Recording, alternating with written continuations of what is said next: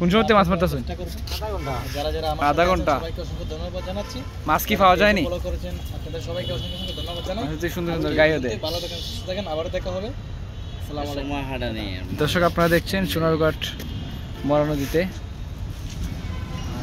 কত সুন্দর পানি জন্মেছে এবং মাছ মারা নিয়ে ব্যস্ত দুই তিন ভাই। আবার আমার সাথে কুসা দেখে মাছ ধরতে পারতো। হ্যাঁ, ওই গেন্দে মাছ গেতে কুসা দেয়া। হ্যাঁ, আমি তো এই নতুন পানি আসলে আমরা আমাদের এলাকার মধ্যে মাছ ধরি। তোমাদের এলাকায় মাছ মাছ দিয়ে মানে শোল আছে না, শোল, তারপর টাকি মাছ, তারপরে মাগুর, গুতুম আপনার গুতুম মাছকে মারতে চাইলে কিন্তু সোজা মারলে হবে না, মানে ফাতাইরা, এবং ফুটিও কিন্তু ফাতারে মারা লাগে। গুতুম মাছটা তো এইভাবে থাকে। হ্যাঁ, কুচ দিয়ে কিন্তু ফাতারে মারা লাগবে। আবার এই মাগুর, তারপরে শিং মাছ, এগুলাকে কিন্তু সোজা মারলে হয় ঘাড়ের মধ্যে, ঠিক আছে, ঘাড়ের মধ্যে। এখন তো আগের মতো মাছ পাওয়া যায় না খাল বিলে নদী না, মাছ পাওয়া যায়, কিন্তু বিষয় হচ্ছে মাছ ধরার। আর আরেকটা বিষয় হচ্ছে অনেকে যে টাকি মাছ যখন আপনার কি করে মানে শাক দেয়, মানে বাচ্চা করে, তখন কিন্তু এই আরেকটা মাছ এই যে দেখতেছেন দর্শক, এই আমাদের এই পাইটি মানে সেকেন্ডে সে পুঁটি মাছ ধরতেছে। তারপরে যেন যে কথাটা বলছিলাম সেটা হচ্ছে এই নতুন পানি আসলে যখন ওই যে টাকি মাছ চাক দেয়, বিভিন্ন মাছের চাক দেয়, তখন কিন্তু মানুষগুলা এইগুলা খেয়ে ফেলে, আপনার জাগিতে তুইলে মানে খাইলা, এই যে এটা তার বংশ বিস্তার করার জন্য দিতেছে না, এর জন্য হয়তো কিছু মাছ কম দেখা যাইতেছে। তারপরও আমাদের সিলেট অঞ্চলে আপনাদের নদী নালার মধ্যে মাছ বেশি।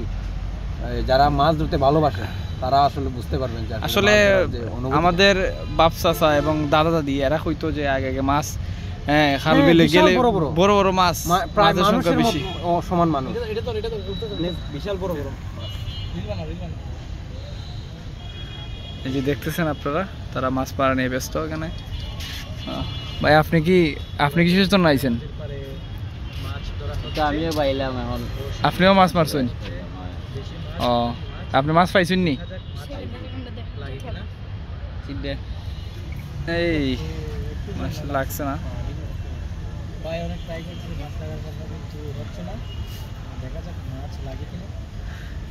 কেন মাছ পাইবার লাগে আগে খানি টানি দিয়েছেন না এমনই সময় কাটাইতেছেন যদি মাছ পাইলেন নাকি? তা আপনারা কি আজ থেকে আরো প্রায় 6 মাস আগে কি ভাবছেন যে এইভাবে মাছ ধরবেন? এটা বল।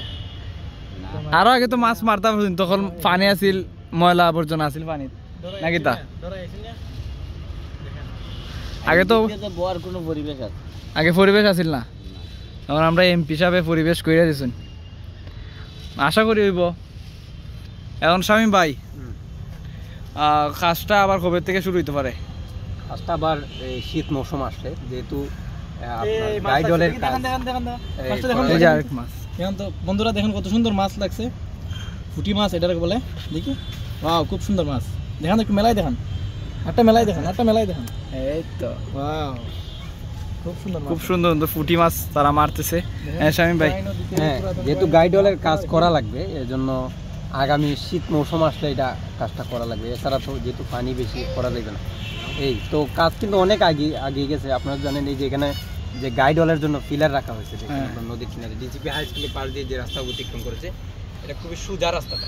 তো এটার পাশ দিয়ে প্রথম গাইডলের কাজ শুরু করেছেন ওনারা। তো শুরু করতে কিন্তু আপনার বর্ষার মৌসুম চলে এসেছে, বৃষ্টি চলে এসেছে, আর করা যাচ্ছে না। তারপরে কিন্তু নদীর যে সৌন্দর্যটা, গত 40 বছরের যে পাপ উন্মোচন হয়েছে, আপনার ময়লার স্তূপে ভরাট ছিল এই নদীটা। আসলে এই যে নদীর পাড়ে বসে আছে, একটা ফিল, মানে এটা বাসায় প্রকাশ করার মতন নয়, যে স্নিগ্ধ বাতাস, এই যে কোনো দুর্গন্ধ নেই। একসময় কিন্তু আমরা যখন এই নদীর পাশ দিয়ে যাইতাম, রাস্তা দুইটা আছে, একটা হচ্ছে ডিসিপি হাই স্কুলের পাশ দিয়ে যেটা অতিক্রম করেছে রাস্তা এবং মাঠ, আর একটা হচ্ছে আমাদের পিছনে যেটা এই মুক্তিযোদ্ধা কমপ্লেক্স ভবনের পাশ দিয়ে যে রাস্তাটা দিয়েছে। এই রাস্তা দিয়ে যাওয়ার সময় কিন্তু নাক বন্ধ করে যাওয়া লাগতো, এখন আর কোনো নাক বন্ধ করা লাগে না, এখন ডাইরেক্ট নদীর পাড়ে এসে মানে বসা যাচ্ছে। অনেকে কিন্তু বিকালবেলা হাঁটাহাঁটি করে, অনেকে কিন্তু কাজে আসে না, শুধু মানে তারা মানে বসার জন্য, তারা একটু ফিল নেওয়ার জন্য, শান্তি অনুভব করার জন্য আসছে। এই দূর দূরার পর্যটকদের উদ্দেশ্যে কি বলতে চান? হ্যাঁ, দূর দূরান্ত যে পর্যটক যারা, যেহেতু এটা নদীটা অনেক ভাইরাল, যে পরিত্যক্ত একটি নদীকে আমাদের member of parliament barrister Suman ভাই এটাকে পুনরায় জীবিত করেছেন। আপনারা জানেন চুনারঘাট বাজারে শহরে যদি অগ্নি হলে কিন্তু পানির সুব্যবস্থা নেই। এই নদীটা খুবই গুরুত্বপূর্ণ, আমাদের এমপি মহোদয়ের মাথায় এসেছে। আপনার এই যে এই পাশে কোয়াই নদী আছে প্রায় 1.5 কিলোমিটার দূরে, ওই ফায়ার সার্ভিস যখন কোয়াই নদী থেকে পানি নিষ্কাশন করে আনতে আনতে পুরা সাই সব ক্লিয়ার হয়ে যাবে। তো এই নদীটা কতটুকু গুরুত্বপূর্ণ আপনারা একবার ভাবলে বুঝতে পারবেন। এখান থেকে অসংখ্য ধন্যবাদ জানাই ব্যারিস্টার সুমন ভাইকে যে এরকম একটা উদ্যোগ নিয়েছেন।